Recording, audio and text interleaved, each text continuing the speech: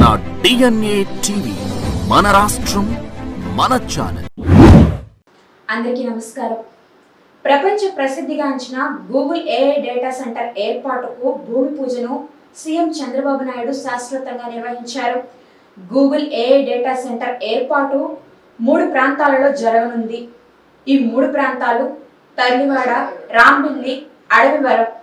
ఈ మూడిటిలోనూ 600 ఎకరాల భూమిని కేటాయించారు.